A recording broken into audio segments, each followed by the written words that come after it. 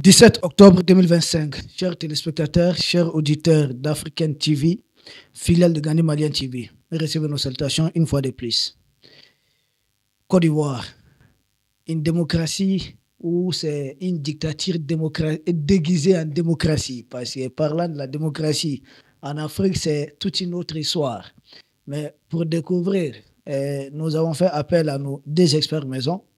Il s'agit du journaliste Mouloko Touali, qui est à ma droite et à ma gauche, et il s'agit de l'inspecteur de la douane, M. Koulibaly. Avec le D, d'ailleurs, Mouloko Touali avec sa fougue, et puis le doyen avec sa sagesse, nous allons essayer de comprendre, de découvrir tous les enjeux de cette question, de ce processus électoral en cours en Côte d'Ivoire.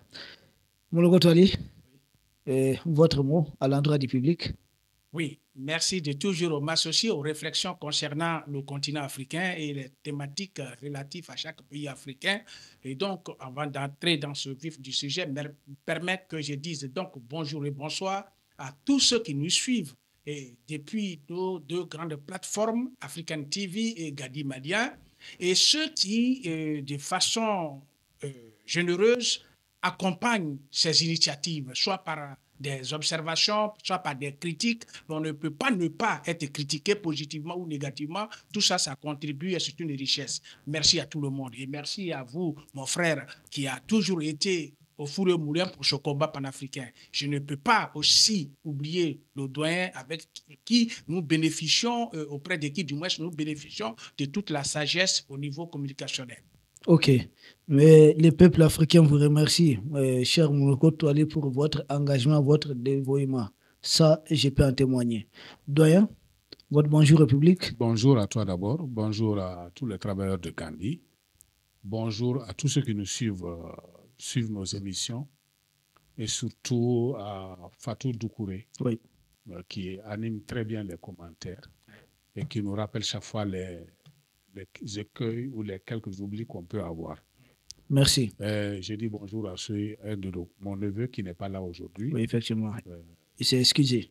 Il s'est fait excuser, certainement il a trop à faire. Voilà. Merci beaucoup, doyen. D'habitude, nous commençons par le doyen, droit de naissance oblige. Mais Mouloko Touali, cette fois-ci, on est carrément sur votre terrain, oui, la Côte d'Ivoire. Vous connaissez, vous êtes un fait analyste politique de la situation ivoirienne. Nous avons besoin de votre lecture pour planter les décors sur les processus électoraux même en cours, les processus même dans son ensemble. Merci. OK. Pour ce qui est donc de ces élections qui se dessinent en Côte d'Ivoire, depuis un certain temps, le processus est devenu polémique. Polémique dans le sens où, d'abord, le débat était au niveau de la structure qui avait donc, ceux qui avaient donc la gestion de ces élections et avec certains noms qui ne figuraient pas ou qui étaient donc considérés comme irrécevables. On arrive là aussi avec la situation de candidat Thiam qui n'a pas été retenu, le président Laurent Gbagbo qui n'a pas été retenu et beaucoup d'autres, y compris Afi N'Guessan l'ensemble qui n'ont pas été reconnus comme Afi N'Guessan, c'est FPI. Hein? Oui, FPI. Okay. Afi N'Guessan. Il n'a pas été donc retenu par rapport à des critères que ceux qui sont en charge de l'éligibilité d'un candidat ont donc dit que cela ne pouvait pas être sur la liste. Et du coup, ça porte un coup à la campagne elle-même. Parce qu'aujourd'hui, c'est tout un... c'est comme si on est dans un contexte où le pays n'est même pas à une phase d'élection. Et l'élection, d'abord, ça se fait.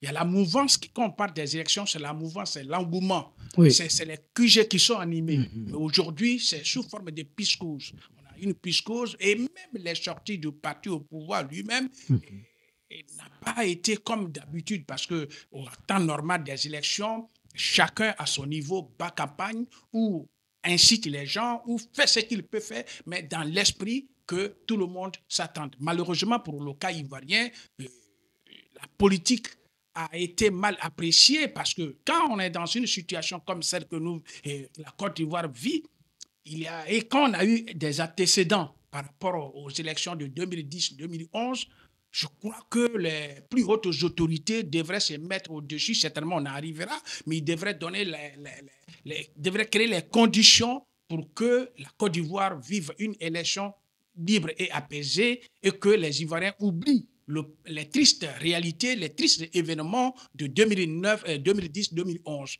Malheureusement, avec le retrait de Laurent Gbagbo, avec le retrait de Thiam dont je parlais, avec le retrait d'Afi Nguessan, qui est même curieux parce qu'Afi a déjà participé plus de 2 fois aux élections présidentielles. Et du coup, cette année, on dit qu'il n'est plus éligible. Bon, tout cela inquiète et ne donne pas, comment on appelle ça, le bon signe d'un pays, mais on peut toujours espérer que politique, même jusqu'à la dernière minute, tout est possible. On peut espérer que les plus hautes autorités et l'opposition, on peut espérer qu'ils pourront peut-être trouver un point commun pour que la Côte d'Ivoire soit ce grand pays qui pourrait aller aux élections sans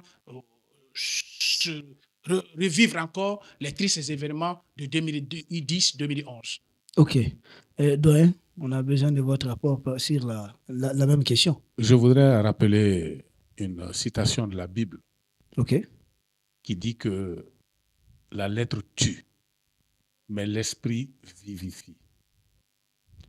Un des problèmes de cette élection, c'est que le président sortant vient d'exercer 4 mandats. 3 mandats, il cherche un 4e. 3 mandats, il cherche un 4e. Dans le narratif, les autres ont su imposer le narratif de 4e mandat. Eux-mêmes, ils ne font plus allusion au fait que c'est son second mandat après le changement. Le RHDP s'est laissé phagocyter par ce narratif-là.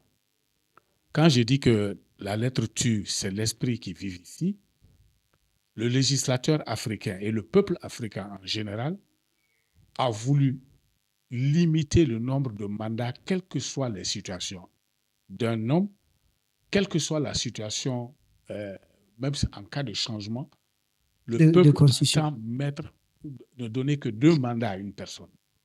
Donc le changement de constitution, dans la lettre, oui, il est au second mandat de la nouvelle constitution.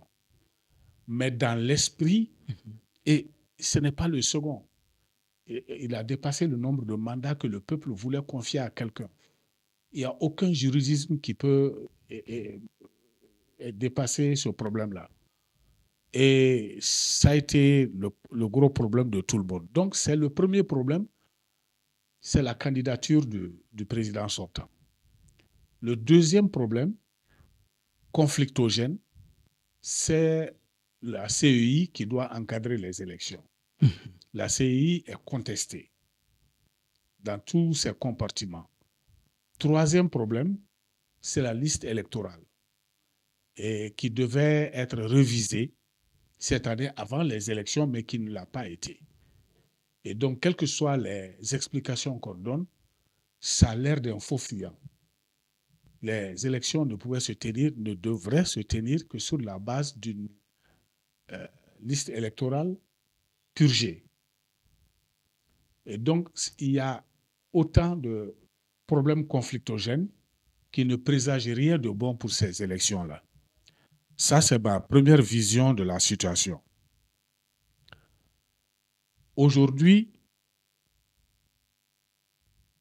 les campagnes sont obérées. On ne parle même plus de campagne parce que les mouvements de l'opposition qui ne participent pas sont en train de ravir la vedette à la campagne des candidats et même à la campagne du président sortant qui n'a plus beaucoup de visibilité face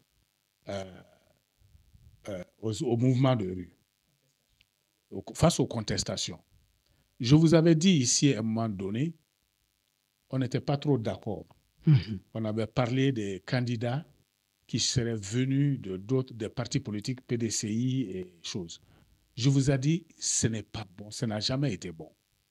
Il y a la discipline de groupe, la discipline de parti, qui devait amener Awadou Melo et Jean-Louis Billon à rester dans la discipline du parti. Parce que ils seront, c'est comme la galette, Oui. ils seront grillés des deux faces. Mais est-ce que ce n'était pas vouloir tenter des plans Ousmane Sonko Diomaye Faye? Non, parce que ce n'est pas la même situation. Ousmane Diomaye Faye, ce n'était pas la même Dans situation. leur entendement peut-être. Ousmane Diomaye Faye, dans leur situation, tout le monde savait que PASTEF avait vraiment monopolisé et toutes les plateformes. Mais dans le cas, et c'était l'alliance la plus forte. C'était le groupement autour duquel tous les autres allaient se regrouper. Parce que les autres se sentaient faibles. Mais dans la situation actuelle, ni le PDCI, ni le PPACI ne se sentent faibles vis-à-vis de l'autre. Et comment, en politique, il y a une chose. On ne se rallie à toi que lorsque tu es très fort.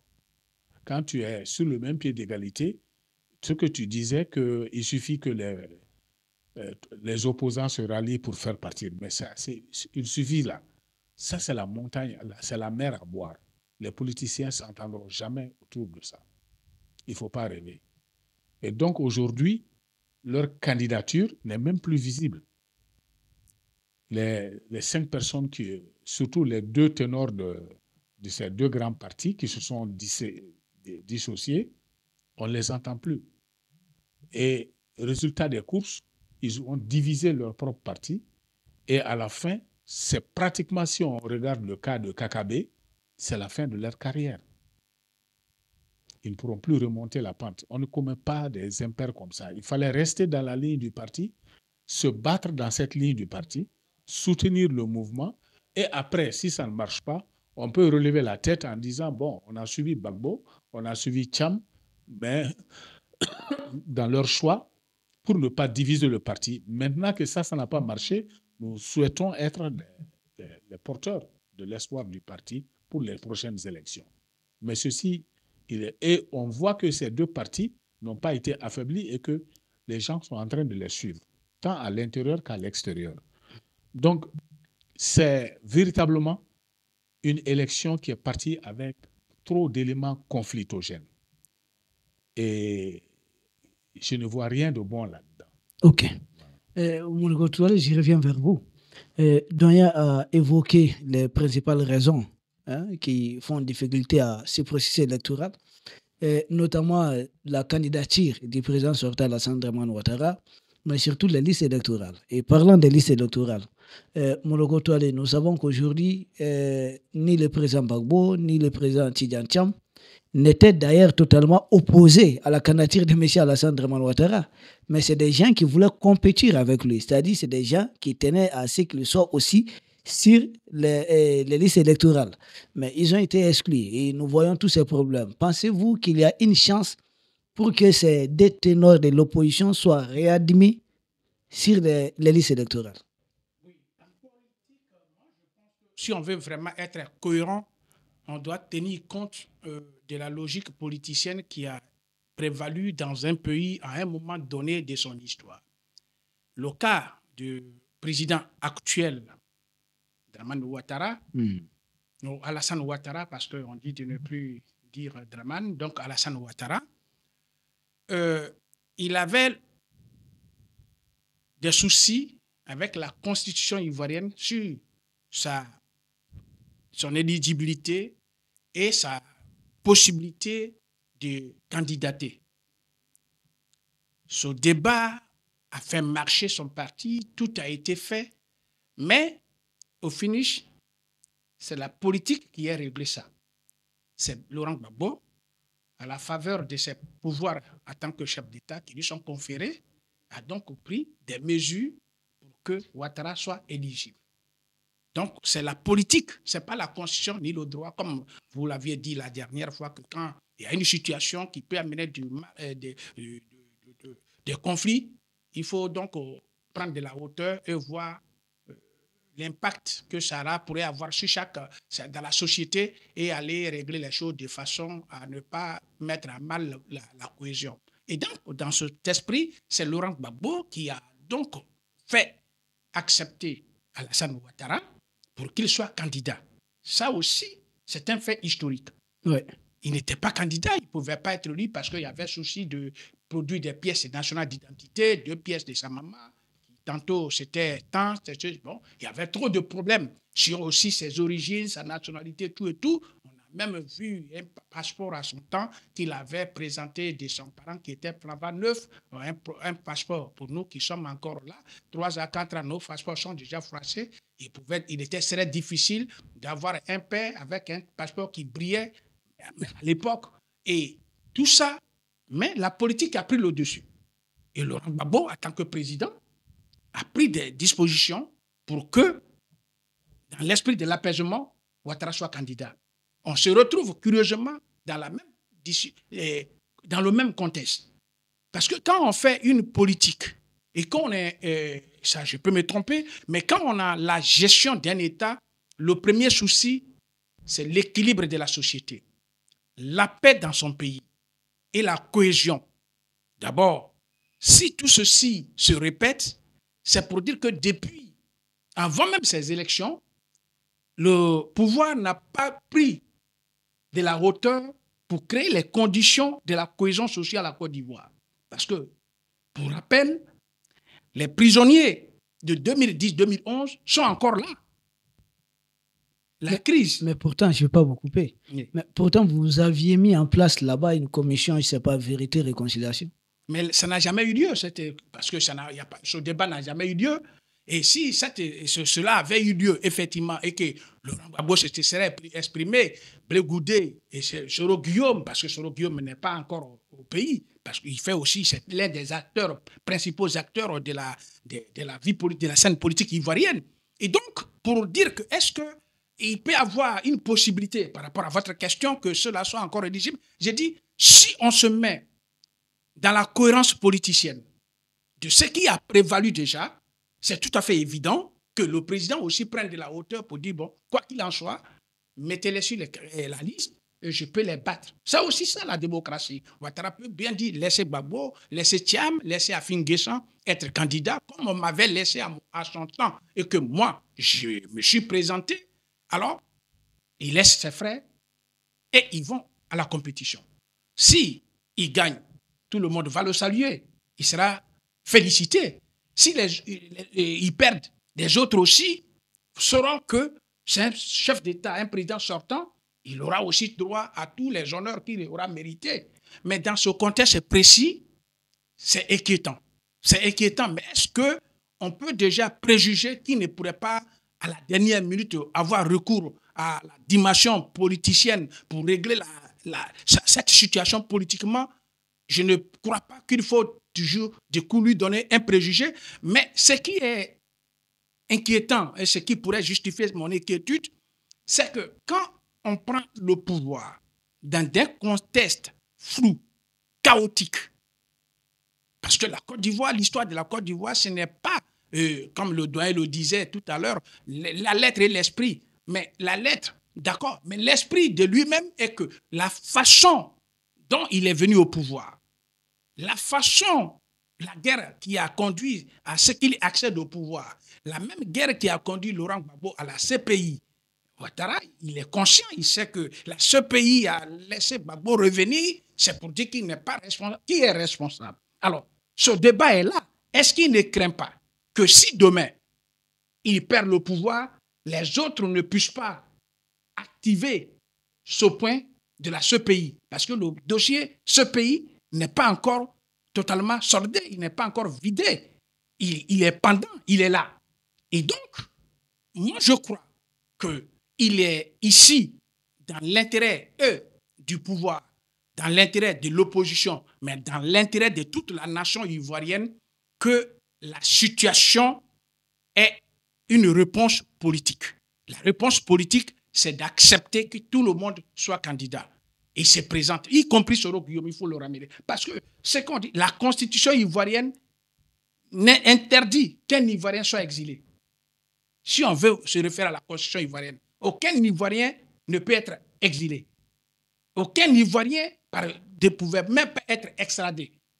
Mais la constitution, malheureusement, a été piétinée. Elle continue d'être piétinée. Maintenant qu'il est candidat au 2 seconds mandat, parce que ce qui est un peu triste, et là peut-être c'est l'occasion de le dire, à son premier mandat, deuxième mandat, il a dit qu'il ne serait pas candidat.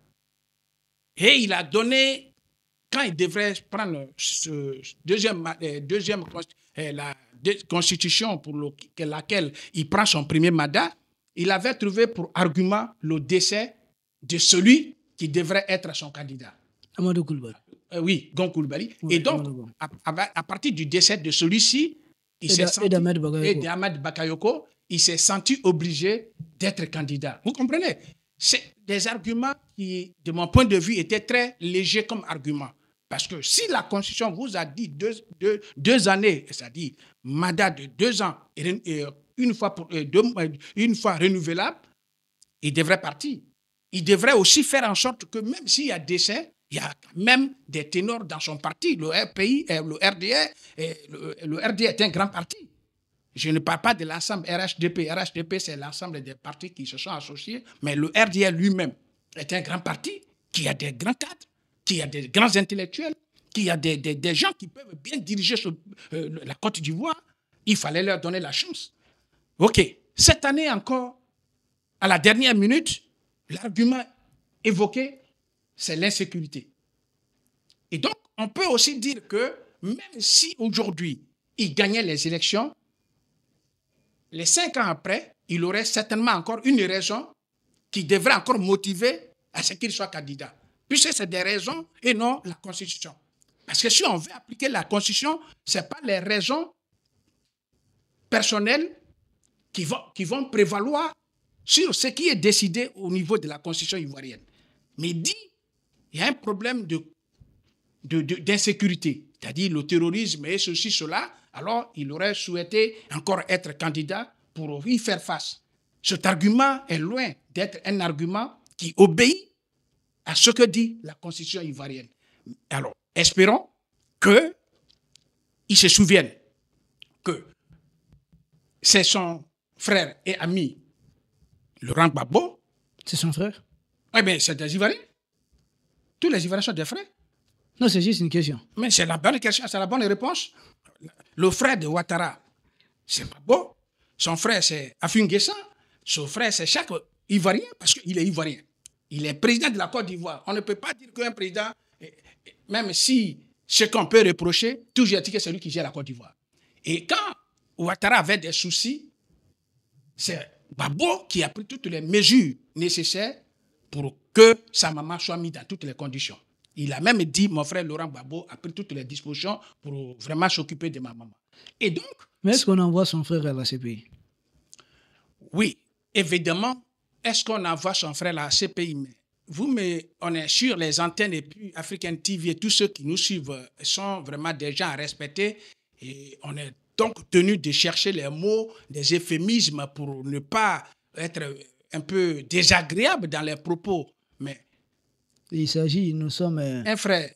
Vous êtes dans le cadre d'une analyse politique et même géopolitique. Justement. Il faudrait appeler les chats par son nom. Justement, c'est pour dire que ce chat-là, pour ne pas que... Il faut que les auditeurs ou téléspectateurs, ceux qui nous suivent aussi, ne soient pas surpris de pourquoi j'ai rien dit. Quelqu'un qui a été rebelle pour prendre un pouvoir, un fils du pays qui balafre son pays, de 2002 jusqu'à 2010, le pays est coupé en deux. Ça ne l'a pas suffi. De 2000, la rébellion se révèle et neutralise l'armée ivoirienne. Et on remplace les militaires ivoiriens par des rebelles, des dozos, tout cela, et qui sont d'aujourd'hui des militaires ivoiriens. Mm-hmm. On parlera, paix à son âme, Ouattao, on parlera des casses, de tout ce qu'on connaissait. Aujourd'hui, on est en face d'une situation où quelqu'un rebelle, à un moment donné de l'histoire, et celui qui était le porte-flambeau de cette rébellion, le jeune qu'il avait mis au devant, qui est Soro Guillaume, et par honnêteté, par loyauté à Ouattara, a dit je l'assume. Il a même écrit un livre. Soro a écrit un livre pour dire pourquoi je suis devenu rebelle. Il a pleinement assumé la rébellion. Soro est où? Soro n'est pas là. Ahmed Bakayoko est où? Ahmed Bakayoko n'est plus là.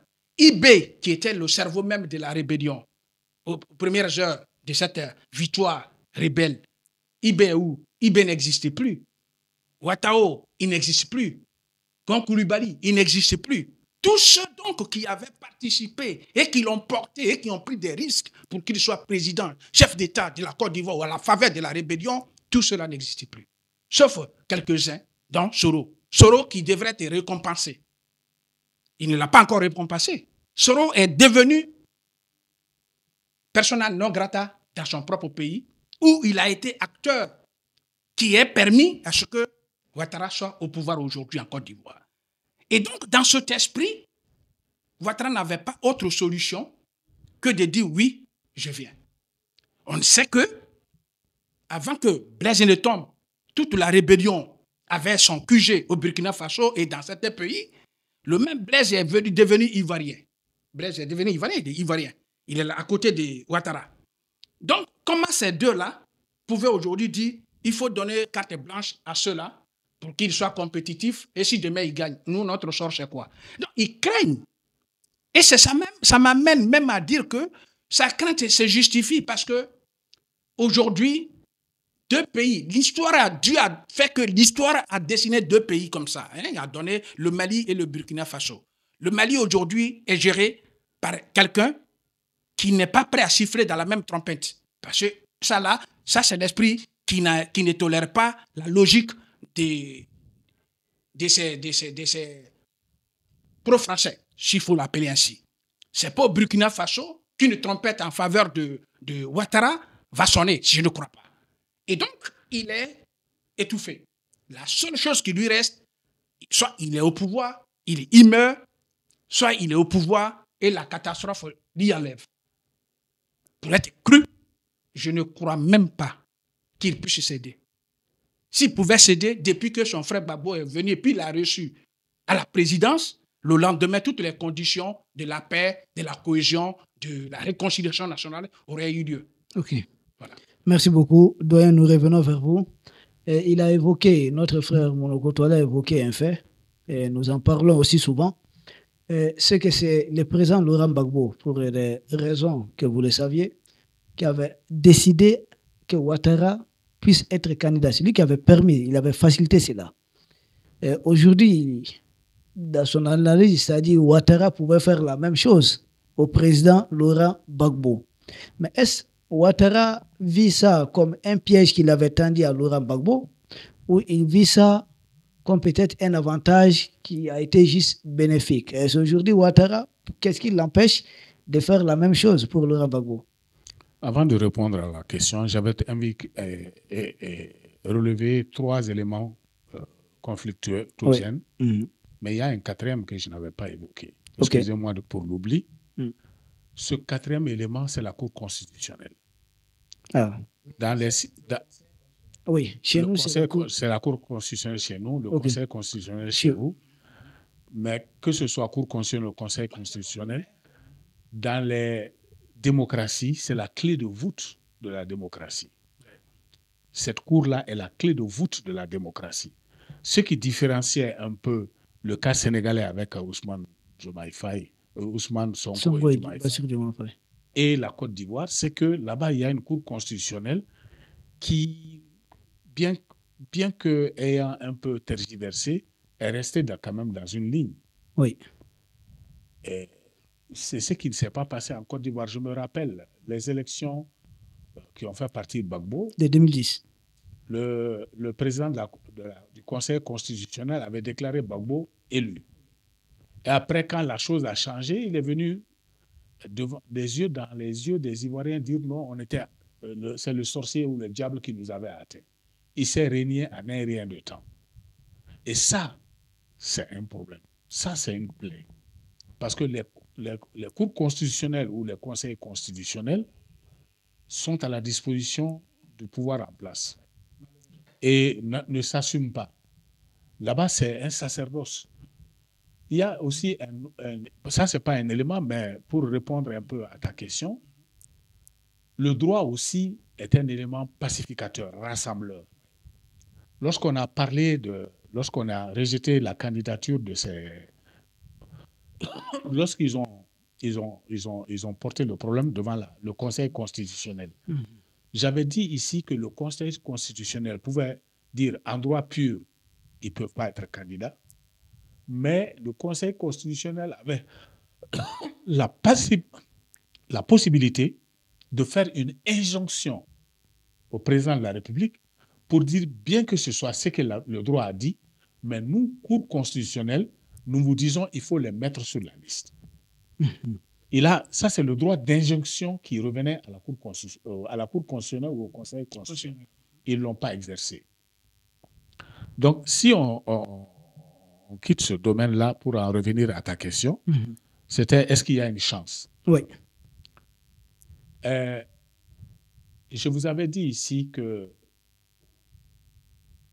le régime démocratique est l'un des meilleurs régimes parmi les régimes.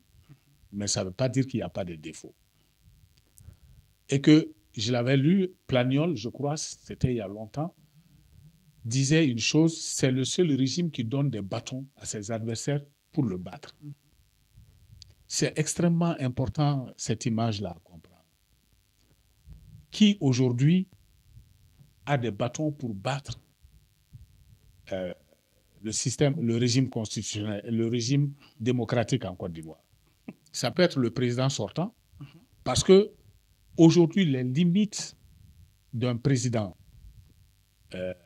issu d'un régime démocratique, lorsqu'il postule, lorsqu'il se représente pour se succéder à lui-même, il continue à détenir les pouvoirs que la loi lui donne, c'est-à-dire le pouvoir de mettre l'armée dans la rue ou d'user de la puissance de l'État. Or, aujourd'hui, le président de la République sortant qui veut se succéder à lui-même, les forces de l'ordre sont entre ses mains. Et aujourd'hui, toute manifestation est interdite pratiquement.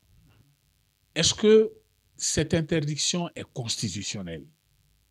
Et donc, si il interdit d'office, ce n'est pas lui qui l'interdit. Il a à l'échelon inférieur des gens, des préfets, des gouverneurs, de ceux-ci, qui peuvent interdire, qui prennent la responsabilité d'interdire.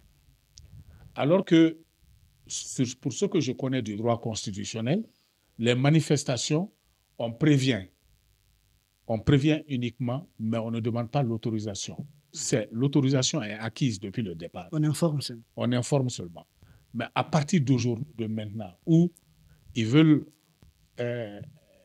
descendre dans la rue, quand on utilise les forces de l'ordre pour les en empêcher, c'est une limite.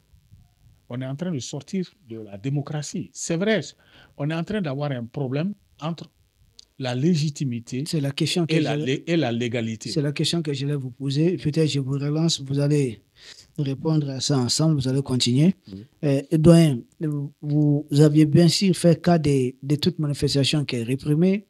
Vous n'avez pas parlé, mais il y a des jeunes qui ont déjà perdu la vie. Il y a plus de 200 jeunes qui sont peut-être arrêtés de façon dorénavant arbitraire, parce que détention prolongée, je ne sais pas, sans motif souvent. Certains même pas. Mais on est encore dans le cadre de la démocratie, doyen? Mais c'est bien ce que je suis en train de dire, parce que ce qu'on a vu ici en Afrique et même aujourd'hui en France, c'est l'esprit qui ne recherche pas. Ils sont accrochés à la lettre, même en France. Or, quand on s'accroche à la lettre, on a tendance à dévoyer les règles de la démocratie pour en jouir et à son seul avantage. C'est bien ça ce qu'on est en train de dire.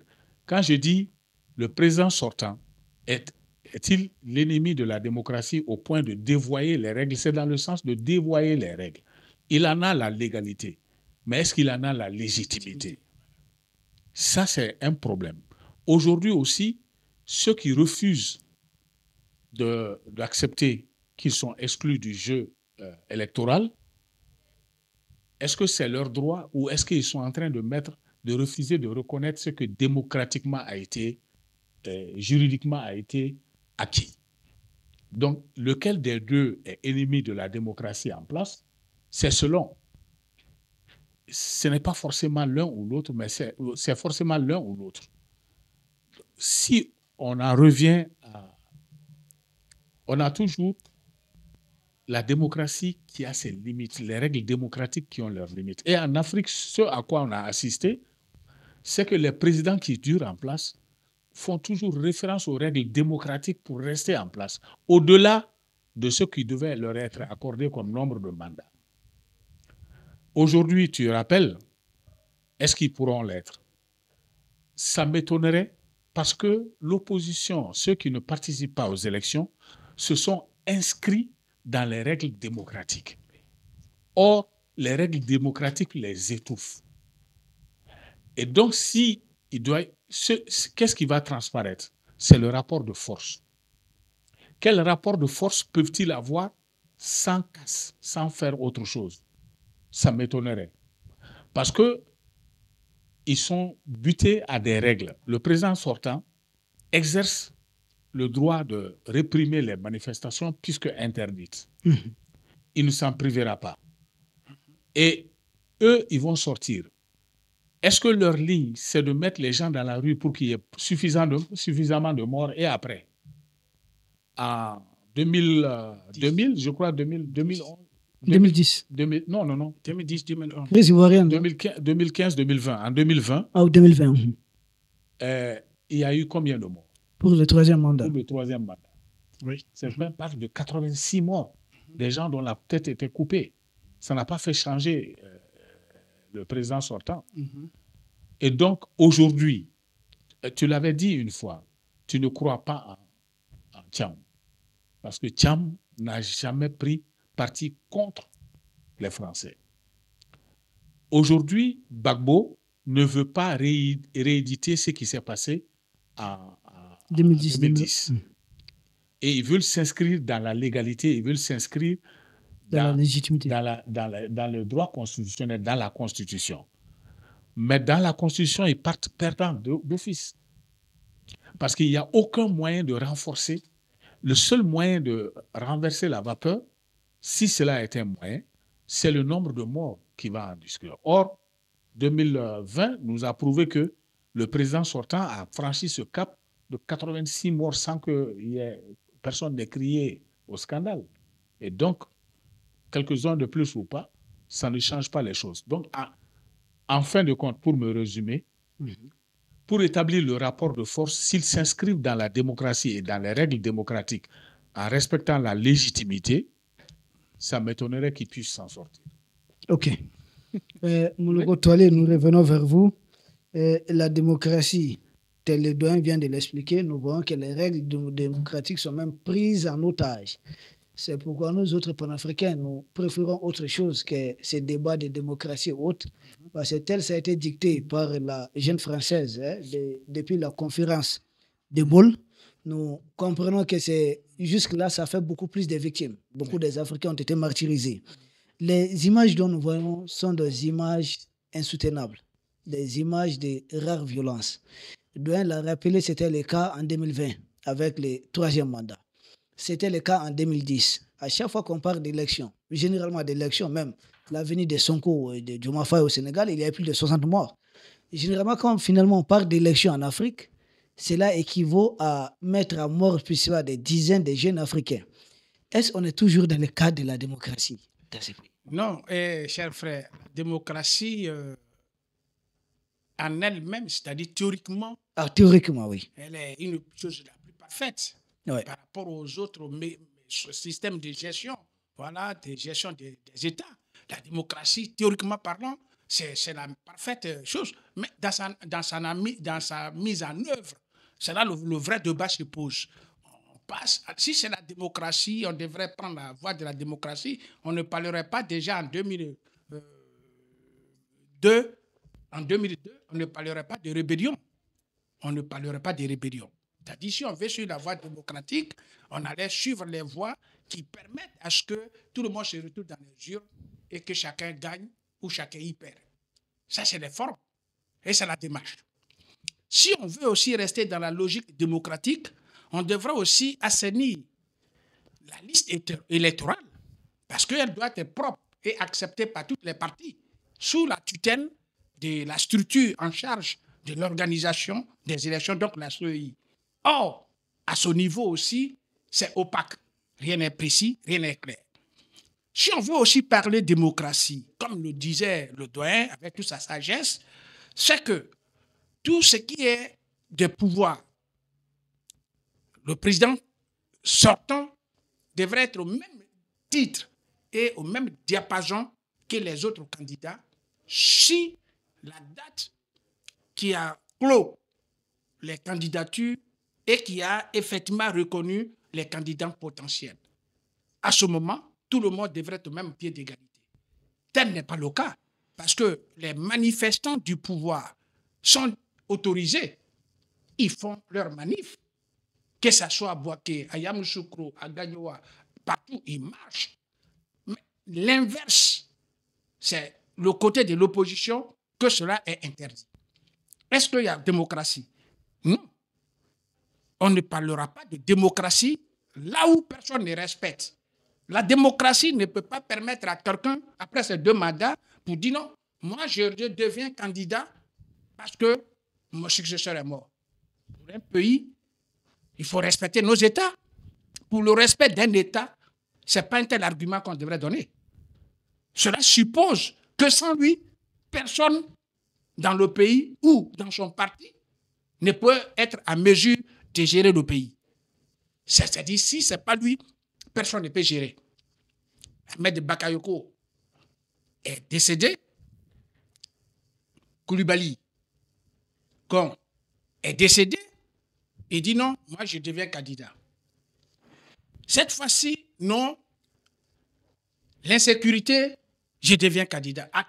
Quel est le rapport entre la démocratie qui voudrait que la Constitution soit respectée et les problèmes qui n'ont aucun impact sur les principes établis, les règles établies par l'État au nom de la République d'où en découle le caractère démocratique. Parce que de la République, les institutions et le caractère démocratique. Quel argument qui pouvait être celui de non, je vais construire, j'ai encore trop de projets à faire dans le pays, j'y reste. Quel est le lien entre la Constitution? Non, il n'y a pas de démocratie. Pour l'instant, la démocratie demeure un idéal. Pour l'instant. Mais elle n'existe pas. Oui. Et si elle existait, ce n'est pas sous cette forme-là qu'elle doit être positivement appréciée.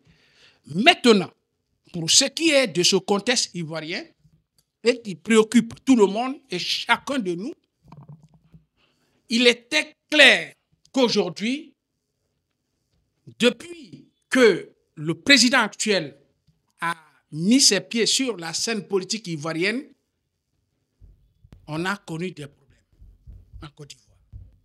En 1990, 89, 81, 90, en tant que Premier ministre, il a imposé les cartes de séjour. Les cartes de séjour en Côte d'Ivoire, qui ont fait que le problème de non-ivoirien est né. C'est à partir des cartes de séjour. Il avait donné pour argument pour rafouiller les caisses parce que le pays avait des difficultés. Après la mort d'Houphouët-Boigny, alors qu'il n'était pas membre du PDCI, RDA, alors qu'il n'était pas président de l'Assemblée nationale, il dit qu'il va succéder à Houphouët-Boigny. Et ça a mené un conflit. Le conflit entre lui et Bédié est né de là. Qui allait succéder à Houphouët? C'est là que Bédié a pris ses responsabilités à sa qualité de président de l'Assemblée nationale, à la faveur de l'article qui le lui permettait, pour prendre les choses en main. Au fil du temps, le PDCI s'organise, puisqu'il n'est pas membre du PDCI, ni du comité exécutif et du directoire du PDCI, on dit, bon, il faut t'écarter. Ariette Diabaté fait appel à Alassane pour venir au RDR après la mort de Denis Kobena, fondateur du RDR, qui était opposé au PDCI, mais un parti réformiste. Vous comprenez? Parce que le RDR est sorti du PDCI. Denis Kobena, paix à son âme.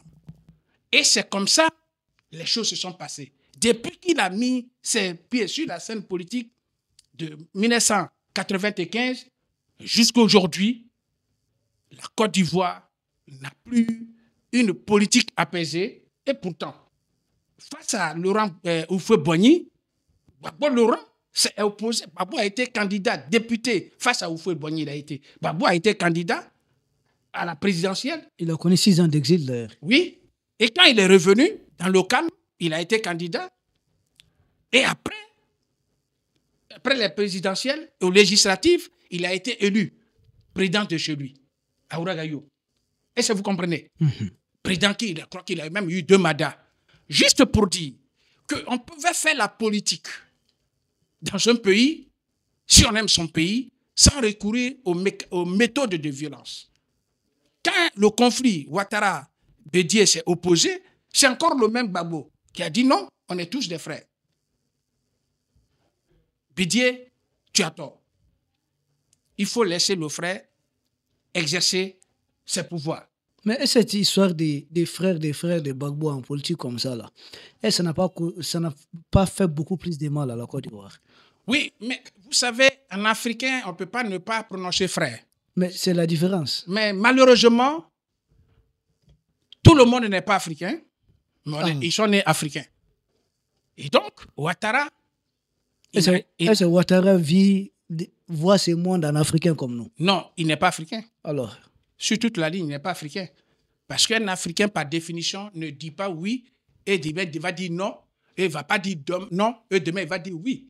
Un Africain ne se dédie pas publiquement. C'est publiquement, lui, il a dit, il ne peut plus être deuxième. Il est fatigué, il va vieillir. Lui-même, il a dit qu'il ne peut même plus être deuxième. Il finit son 2 mandats, il s'en va. Et même quand il était en face à face avec Gbagbo en 2010 à la télévision nationale, il dit, lui, il vient pour faire ses 2 mandats et il va. Le lendemain, il dit, avec ça, il dit non, même avant ça, pour son 3e mandat, 4e mandat qui est polémique, il a dit non, il vieillit, il va maintenant partir. Personne ne s'attendait au fait qu'il négocie encore ce mandat-là. Cette élection-là, personne n'y pensait. Quand on est africain, on pense d'abord la cohésion, l'amour du prochain, la tolérance, la pitié. Ça, c'est les valeurs de l'Afrique. Quand ces valeurs n'existent pas, on s'interroge si XW est vraiment africain. Parce que ce n'est pas parce que la politique de la prise du pouvoir est là qu'il faut accepter de fermer les yeux sur le tissu social qui est mal mis à l'aise. Parce que c'est le tissu social qu'il faut... Quand on est chef d'État, c'est pour être au-dessus de tout. Soro Guillaume, qui pouvait imaginer que sous la gestion du pouvoir d'Alassane Dramane Ouattara, mais que le procureur accepte cela parce que ce n'est pas facile de passer. Et même, ils ont écrit Ado, quand ils n'ont qu'à écrire chose. Je ne sais pas comment, mais Ado, là, ils n'ont qu'à régler ça. Voilà. Donc, dans le fond, il ne devrait pas sortir aujourd'hui Soro Guillaume de la Côte d'Ivoire. Si on était dans une logique de la démocratie. Okay. Un ancien président de l'Assemblée nationale, il a quand même géré l'institution, il a été Premier ministre, il a quand même été chef de la grande rébellion ivoirienne. Il a quand même un parcours qui justifie qu'il devrait rester dans le pays. Il est où aujourd'hui? Ok, il est où aujourd'hui? Nous revenons vers vous, doyen. Guillaume Soro, je sais pas, Laurent Gbagbo, tout ça, c'est le problème de 4 mandats. C'est d'ailleurs le premier problème que vous avez à souligner. Situation conflictogène, c'est surtout la candidature du président Alassane Dramane Ouattara. Doyen, vous qui êtes suffisamment expérimenté, est-ce qu'il y a une alternative à ces 4 mandats pour mettre fin à cette effusion des sangs qui est en cours? Bon, la question que vous lui avez posée, c'était de savoir si c'est une démocratie, avec les répressions. Oui. Je voudrais répondre à une de ces questions, mais à partir du droit constitutionnel malien, ce que j'en connaissais. Mais je ne connais pas le droit constitutionnel. Mais en réalité, tous les droits se ressemblent chez nous. Oui. Lorsque un candidat au présidentiel meurt après avoir été accepté comme candidat, on repousse les élections pour choisir un autre candidat.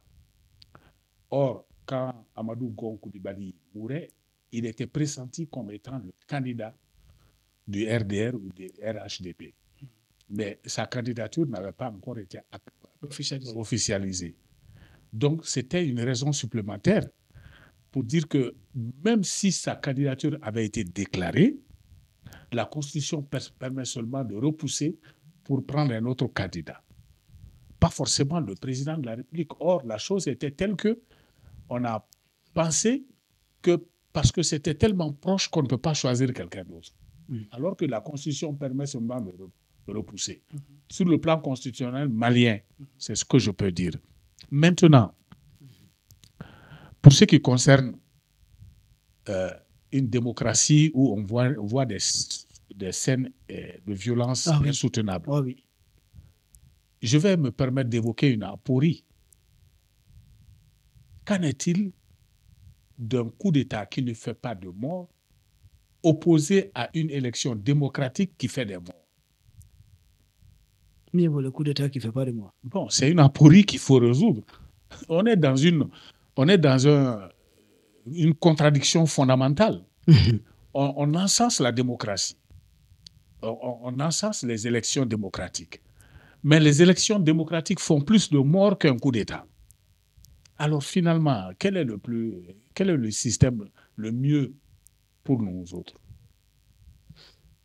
Et donc, les scènes de violence qui ont suivi en 2020, 80 morts, même au Sénégal, 60 morts, pour qu'on puisse célébrer, alors qu'au Mali, on a fait un coup d'État, pratiquement, même Moussa Traoré se plaisait à le répéter, un coup d'État sans effusion de sang.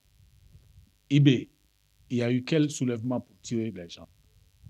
Tiani, il y a eu quel soulèvement pour tuer des gens? Aucun mort. Aucun. Au Mali, avec l'actuel pouvoir, aucun mort. Il n'y a pas eu de mort.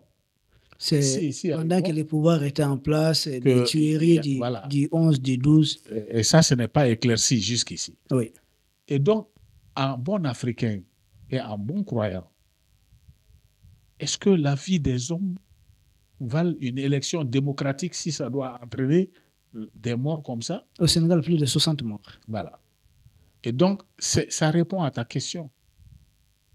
Des zones insoutenables, est-ce qu'encore on est dans une démocratie? Si on est dans une démocratie, la démocratie, c'est faite pour une alternance apaisée.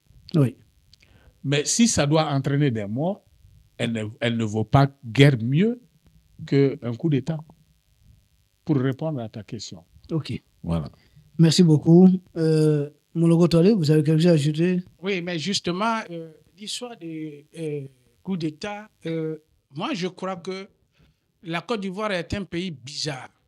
Bizarre dans le sens en termes de gestion.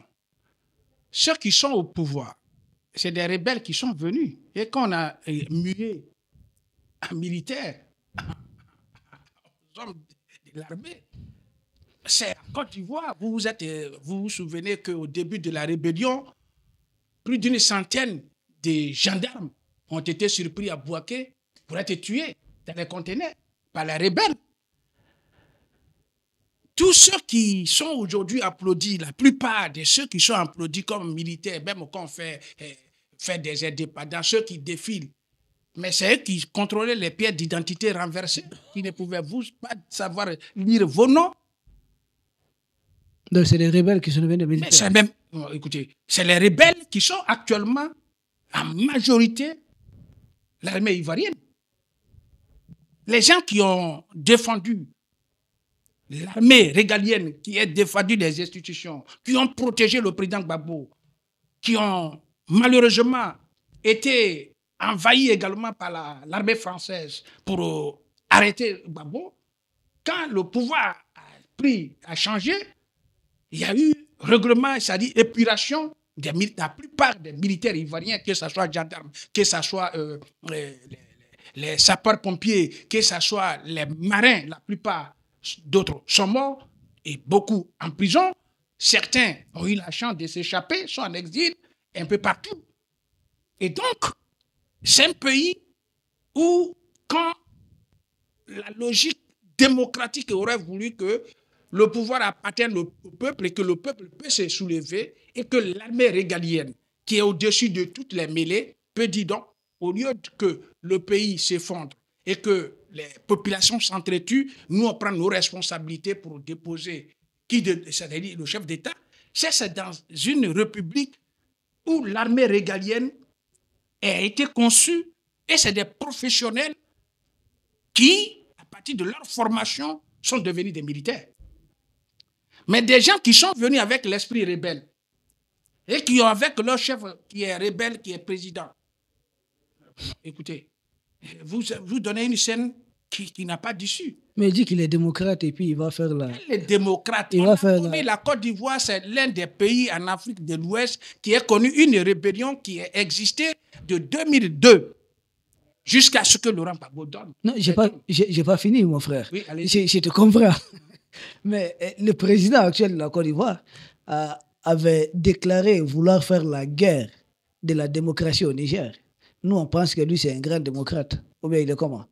Oui, mais vous vous souvenez, vous et moi, lorsque la CEDEAO, avec les Ouattara et autres, ont décidé de mettre l'embargo sur le peuple malien. Et je dis bien le peuple malien. Nous, qu'est-ce qu'on a dit? On a dit, entre vous, les chefs d'État, là, mettez vos embargos. Mais l'embargo sur les peuples africains, nous, on n'est pas d'accord. Parce qu'on a voulu CEDEAO des peuples. On ne peut pas sanctionner. Si vous pouvez bloquer les avoirs des autorités entre vous, vous avez vos canaux, mais laissez la population tranquille. Non, pire, j'ai fait cas. Je viens. J'ai fait allusion au cas du Niger surtout. Je viens pas à pas pour dire que dans la logique et dans l'esprit, on sait que celui-là, qui est actuellement le chef d'État de Côte d'Ivoire, n'a aucun signe de... Qu'est-ce qu'un démocrate? Un démocrate, c'est celui qui accepte la contradiction.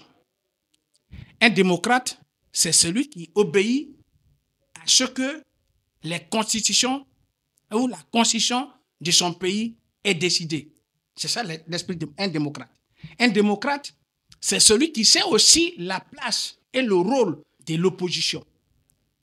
Un démocrate, c'est celui qui reconnaît les droits aux anciens dirigeants. Pédi a été ancien dirigeant, Gbagbo a été ancien dirigeant, il faut lui reconnaître son droit. L'esprit démocratique, c'est aussi ça. Un démocrate, ce n'est pas un revanchard, ce n'est pas un rancunier. S'il était démocrate, il ne mettrait pas Soro Guillaume hors de son pays. Un démocrate, c'est celui qui sait partir du pouvoir sans chercher à détruire son propre pays.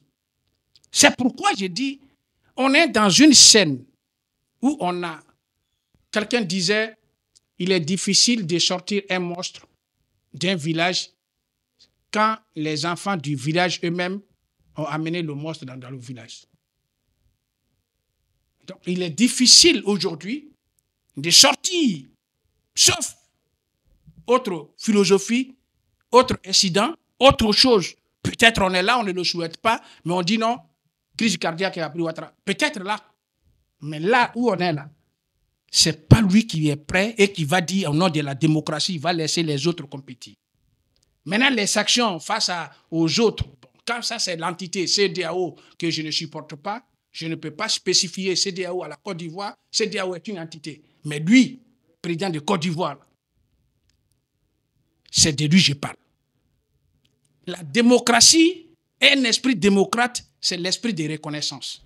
C'est qui l'a fait élire la dernière fois en Côte d'Ivoire? C'est Laurent Gbagbo qui a fait de Alassane Ouattara candidat éligible en Côte d'Ivoire. Mais s'il a été élu, est-ce qu'il avait gagné? Pardon? Est-ce que Ouattara avait gagné? Et si encore là, vous posez une très bonne question qui m'amène à définir encore la démocratie. Un démocrate, quelle que soit ses humeurs, lorsque le Conseil constitutionnel de son pays a déclaré, parce que la décision du Conseil constitutionnel est sans appel. C'est pourquoi les composants, je suis d'accord avec le doyen, ceux qui sont membres du Conseil constitutionnel ou la Cour constitutionnelle, ils sont supposés être au-dessus de toute sensibilité humaine. Ils n'ont pas droit à une erreur.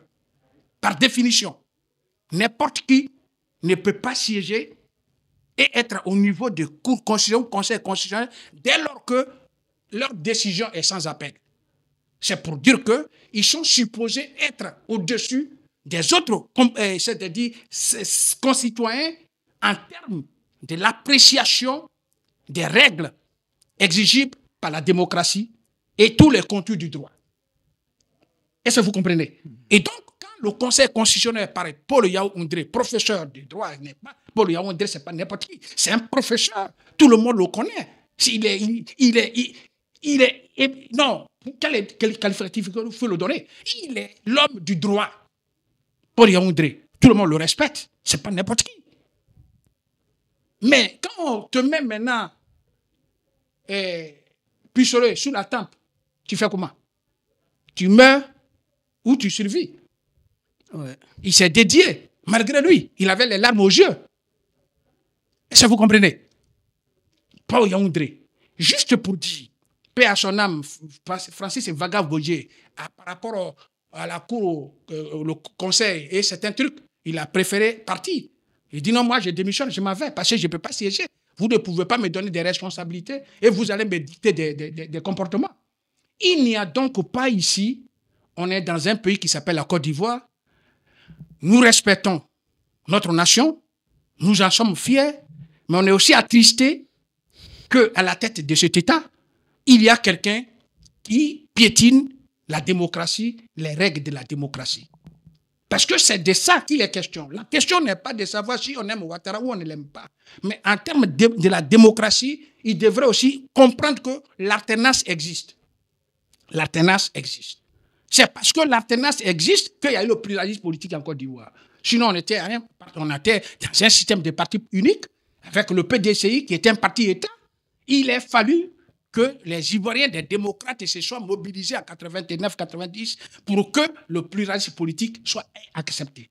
Et dès lors que le pluralisme politique existe, la tendance devrait aussi être intégrée dans la démarche de tout homme démocratique. Alors, lui, est-ce qu'il est vraiment démocrate? Un rebelle ne peut pas être démocrate, dans tous les cas. On ne peut pas être rebelle et être démocrate. C'est vraiment, c'est les deux, les pôles diamétralement opposés. Soit on est démocrate, on fait la démarche de la démocratie, soit on est rebelle, et comme on ne peut plus, on est déjà au pouvoir. S'il n'était pas au pouvoir, il allait peut-être encore prendre les armes. Donc, il est déjà au pouvoir en tant que bon rebelle. Mais au pouvoir, il a les armes. Donc, justement, parce qu'il détient maintenant tout, il est au pouvoir. Il dit, bon, non, moi, je voulais partir, mais comment on appelle notre frontière, là, c'est mélangé, je reste encore. Qui va dire non? Ben, c'est un rebelle qui parle. Ouais. Un vrai démocrate serait parti parce que quand on n'est plus au pouvoir, on a droit à ouvrir un cabinet et il doit être consulté par le nouveau président, son successeur, c'est un chef d'État. Un ancien chef d'État est toujours utile pour le pays. On ne sort pas de la présidence et dire que tu es oublié. Un chef d'État, obligatoirement, il a droit à un cabinet. Et à partir de son cabinet, il doit être consulté par le nouveau, si nécessaire. Et si vraiment il a cet esprit démocrate, il peut toujours être utile dans la gestion. Parce qu'il a eu à gérer le pays. C'est ça l'esprit démocratique. Et peut-être après, il pourrait peut-être revenir. À un moment donné, Mathieu Kérékou l'a fait au Bénin. Il est parti et il est revenu. On peut partir et puis revenir. On en a vu. Mais il n'est pas prêt pour partir. Même Didier Ratsiraka. On a vu des pays où des gens sur qui on ne comptait pas sont revenus au pouvoir. On a parlé des gens dont on prend la tête, tranché, et on joue au football dans un pays qui est supporté démocratique. Comment vous pouvez comprendre ça? On parle même des musiciens vers l'Ouest qui étaient allés à la manifestation du RDR. Et là-bas, avant-hier, je crois, et on l'aurait tué. Jusqu'à aujourd'hui, on ne sait pas qui a tiré. Pourtant, il est tombé. Vous comprenez? Oui. Des gens meurent dans certaines zones où l'opposition veut se manifester, mais c'est tout un problème. Or, quand on est à l'esprit de la démocratie, on demande à l'armée ou à la police d'encadrer les marches, de soutenir l'opposition, de leur donner les voix pour qu'ils puissent marcher et faire leurs revendications et repartir. Mais on n'est pas dans ce contexte. On est dans un contexte où tout le monde est réprimé. Une répression, ce n'est pas forcément aussi la violence. Réprimer des gens, c'est comme on dit non, Afi a été candidat 2 fois, mais n'est plus candidat. Mais il est réprimé. Hier, même des gens avaient cerclé chez lui. Quand il est sorti, il a fallu. Le siège, le cabinet de Laurent Gbagbo avait été aussi encerclé avant-hier et hier aussi. Vous comprenez? On est dans une logique de terreur. Un homme qui terrorise son peuple ne peut pas être appelé démocrate. Ok. Merci beaucoup. Doyen? Je voudrais juste revenir sur la question parce que je n'y avais pas répondu. Ok. L'alternative, comme tu avais dit, à un quatrième mandat sans effusion de sang. Oui. Il y a deux alternatives possibles. Ok. La première, c'est que ceux qui n'ont pas été admis comme candidats baissent les bras et laissent les élections se faire. Or, à ce stade, ça m'étonnerait. Premièrement, quand ils ont pris le risque de la partition, de la division de leur propre parti pour tenir le lit, ça m'étonnerait qu'ils reviennent sur leur pas. Deuxième possibilité, c'est lorsque le président sortant leur donne la possibilité de se présenter. Or, je ne connais pas trop, je connais le président de loin, donc je peux me tromper dans mes analyses. Ce que j'ai vu dans mes analyses, je peux me tromper, c'est quelqu'un qui est apte à régler les problèmes par la force.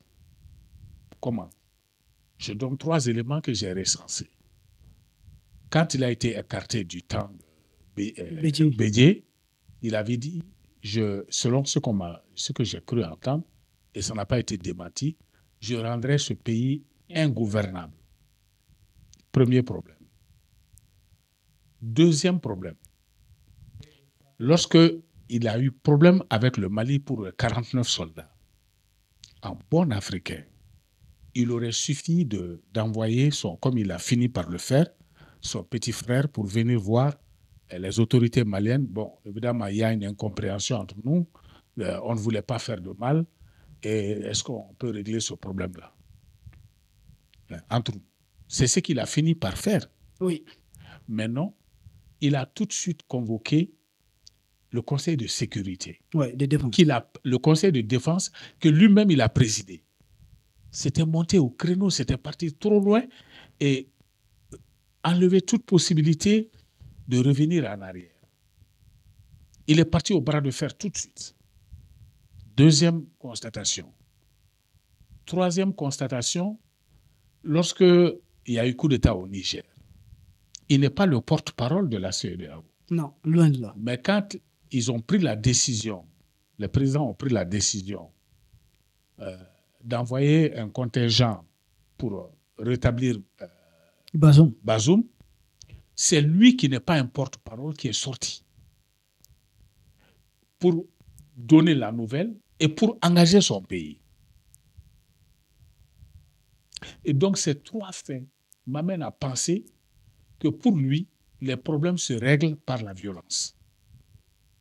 Et donc, penser qu'il peut y avoir un 4e mandat sans effusion de sang, je n'y crois pas du tout. Ce n'est pas possible. Ok. Doyen, je reste avec vous. J'ai juste besoin de conseils parce que cette émission est suivie à différents niveaux aussi. Est-ce si élection équivaut à martyriser beaucoup de gens comme ça, la jeunesse surtout, est-ce que les pays de l'Est n'ont pas eu raison de trouver une formule pour donner un mandat aux autorités actuelles sans effusion de sang? Le dire, c'est diminuer le mérite. Ok. C'est-à-dire, on a trouvé une voie originelle pour régler nos problèmes. On l'a toujours dit ici. Les coups d'État qui ont été faits au Mali, les causes qui ont amené ces coups d'État-là n'ont jamais été réglées. Et repartir avec un autre coup d'État et passer la main sans régler ces problèmes-là, c'était retomber dans les mêmes problèmes. Et donc, les Maliens ont trouvé, ou même les pays de l'AES ont trouvé une façon originelle de régler le problème. En disant, les autorités qui sont venues par coup d'État, on l'a accepté parce qu'il y avait effectivement des problèmes. Les pays étaient à la ramasse. Maintenant, on leur donne les moyens, le temps de régler ces problèmes-là. Et ces problèmes sont des problèmes tellement ardus qu'il ne suffit pas de quelques mois pour le régler. Il faut le régler. C'est des problèmes qui touchent à l'existence même du pays, des différents pays. Et donc, dire que nous, on a trouvé le moyen, peut-être ça ne plaît pas aux gens, mais aujourd'hui, il y a eu peut-être ce que j'ai déploré, moi. J'ai généralement assisté, pour le compte de l'Église catholique, à tous les forats. Depuis IBK, le dialogue inclusif intermalien, ce que je reproche à ces différents forats, c'est qu'on propose, les gens font des propositions, on cumule toutes ces propositions. Et pourtant, il peut y avoir des propositions contraires. Il y a des gens qui vont dire il faut négocier avec les rebelles. Mais combien sont-ils dans la salle? On prend ça. Et parmi ce que d'autres disent, il faut les combattre. On prend les deux, on les met dans les propositions. Mais on ne vote pas proposition par proposition. C'est ce que moi je reproche à ces différents forats. Il faut absolument, même dernièrement, quand on amène des propositions, à la fin, le dialogue intermalien, le Premier ministre est venu, on a simplement lu et les gens ont acclamé et puis c'est fini. Mais il y a des choses qui sont contraires là-dedans, il y a des propositions tout à fait contraires. Il faut trancher. Il faut trancher en votant pour... les délégués devaient voter chacune des propositions retenues. On a commis la même erreur lorsqu'il s'agit de la charte. C'est pourquoi ça permet aux opposants de dire qui les a mandatés ou ceci ou cela. Le minimum, c'était de les faire voter. Proposition par proposition. Au moins, cet ensemble qui a été réuni aurait choisi individuellement, voter pour chacune des propositions. Ça aurait été mieux. Oui. Mais aujourd'hui, ça permet simplement de... Non, ils se sont mis là-bas, ils ont acclamé. C'est des turiféraires du pouvoir. Peut-être qu'on aurait trouvé des gens qui étaient contre certaines propositions et qui allaient le manifester. Mais pour revenir à ta question, c'est vraiment la meilleure façon de sortir de cette affaire-là que nous avons trouvé. Assainir la gestion du pays, remettre le pays sur les rails avant d'aller à des nouvelles élections. Voilà. Nous arrivons au terme de cette émission. Moloko Toalé, votre mot de la fin. Oui, moi, je crois que vous avez eu le nœud creux, comme on le dit, pour choisir un sujet aussi important qui méritait d'être réfléchi, débattu. Oui. L'occasion donc de vous dire merci d'avoir toujours eu cet esprit panafricain, parce qu'on est un Africain, on doit s'intéresser à chaque pays africain, si vraiment on se sent africain. Parce qu'un Africain qui dit non, moi je ne peux pas m'intéresser au dossier ivoirien, alors qu'il a l'esprit panafricain, alors c'est comme si la Côte d'Ivoire ne faisait pas partie de l'Afrique. Donc merci mon frère pour cela. Merci encore aux doyens pour ces analyses toujours pertinentes et qui nous aident. Je voudrais ici, ça c'est mon point de vue, comme je l'ai dit, demander à mon président, Alassane Ouattara, d'accepter de faire comme les autres avaient fait, surtout comme Laurent Gbagbo l'avait fait à son temps, qui lui a permis d'être candidat. Il y a un mal. Or, quand ce mal n'est pas géré, les conséquences, c'est les populations qui vont souffrir. Ce sont ses compatriotes qui vont souffrir. Ce sont ces Africains résidant en Côte d'Ivoire qui vont souffrir. Personne ne souhaite le mal. Personne ne souhaite un débordement. Surtout une crise dans un contexte des élections, ça porte beaucoup plus de dégâts que de bonheur. Alors, je voudrais donc encourager le président de faire en sorte qu'il prenne de la hauteur et qu'il règle cette équation par la voie politique pour intégrer les autres. Quant aux autres opposants, qu'ils restent toujours déterminés pour que leur lutte amène le président et eux à un consensus pour que toute l'Afrique soit apaisée, parce que la Côte d'Ivoire aussi, c'est un pays où se trouvent les frères africains et personne ne souhaite que ce pays s'embrase. Alors, pour maintenant, je reviens, continuer sur cette lancée. Merci. On a besoin des Africains qui défendent l'Afrique. Ce n'est pas quelqu'un qui va défendre l'Afrique à notre place. Mais on doit aussi défendre l'Afrique avec la cohérence, l'honnêteté, comme tu le fais, et je te tire le chapeau. Je dis donc merci à tous ceux qui nous suivent, et je n'oublie pas la régie qui nous aide toujours à régler tout ce qui est à régler techniquement pour rendre bien lisible et visible notre émission. Au doyen, grand merci. Ok. C'est à nous de vous remercier et rassurez-vous, nous allons toucher à toutes les questions si nécessaires ici en Afrique. Nous, rassurez-vous déjà, nous allons parler de ce qui se passe au Cameroun et même ce qui se passe actuellement dans les pays frères de Madagascar. Doyen, votre mot de la fin? Moi, je voudrais dire une chose. La Côte d'Ivoire est un point sensible pour nous autres pays frontaliers. On sait qu'avec ce qui est advenu en 2000-2002, la conflagration qui a eu lieu, beaucoup d'Ivoiriens se sont exilés dans les pays voisins. On ne voudrait pas voir cette affaire se reproduire. Je voudrais dire que nous ne sommes pas des Ivoiriens, nous ne sommes pas en Côte d'Ivoire. Nous suivons les activités et de temps en temps on regarde et nous nous faisons une idée. Nous nous faisons notre idée, qui n'est pas forcément la meilleure, qui n'est pas forcément la vraie. Maintenant, ce que moi je souhaite pour ce pays, c'est que ça se termine bien. Mais j'ai des appréhensions. J'ai des appréhensions parce que le président sortant est un homme droit dans ses bottes. Quand il choisit une ligne, je ne le vois pas changer de ligne sans que le rapport de force change. Ce fut le cas avec le Mali.